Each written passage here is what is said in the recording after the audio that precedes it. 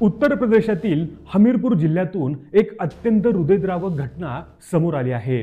पटकाना मोहल येथील नसीम नावाच्या व्यक्तीने आपल्या आजारी मुलाला वाचवण्यासाठी अक्षरशः आकाश पाताळ एक केलं, पण नशिबाने साथ दिली नाही।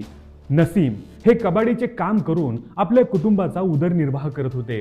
त्यांचा सर्वात मोठा मुलगा 7 वर्षाचा जुनैद इयत्ता पहिलीत शिकत होता। काही दिवसांपूर्वी त्याला ताप आल्याने औषध देण्यात आली, परंतु ती औषधं चुकून एक्सपायर झालेली होती। त्यामुळे त्याची तब्येत अधिकच बिघडली। कुटुंबियांनी तातडीने त्याला शासकीय रुग्णालयात दाखल केलं, मात्र प्रकृती गंभीर झाल्यामुळे डॉक्टरांनी त्याला कानपूरच्या हायलाइट रुग्णालयात रेफर केलं। नसीम यांच्याकडे उपचारासाठी पैसे नव्हते, पण गल्लीतल्या लोकांनी एकत्र येत त्यांना 20,000 रुपयांची मदत केली। पण खरी शोकांतिका त्यानंतर घडली। जुनैदला घेऊन नसीम जेव्हा यमुना नदीवरील पुलावर पोहोचले, तेव्हा समजलं की पूल बंद आहे। दुरुस्तीचं काम सुरू असल्यामुळे वाहनांना प्रवेश नव्हता।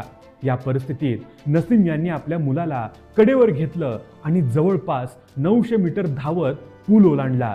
पुलाच्या दुसऱ्या टोकाला पोहोचल्यावर एका वाहनाच्या मदतीने ते कानपूरला पोहोचले, मात्र तिथल्या मोठ्या रुग्णालयांनी उपचार करण्यास नकार दिला। शेवटी हायलाइट रुग्णालयात दाखल केल्यावर उपचारादरम्यान जुनैदचा मृत्यू झाला। या घटनेचा व्हिडिओ सोशल मीडियावर प्रचंड व्हायरल होत असून एका बापाचं हे असहाय्य चित्र पाहून अनेकांचे डोळे पाणावले आहेत। स्थानिक नागरिकांच्या मते बंद यमुना पुलामुळे आतापर्यंत 4 मृत्यू झाले आहेत। तरीही प्रशासनाने या समस्येकडे अजूनही गांभीर्याने लक्ष दिलं नाही। यावर संताप व्यक्त केला जात आहे। एक बाप धावत राहिला, पण यंत्रणांची गती आणि नशिबाचा क्रूर खेळ त्याला हरवून गेला।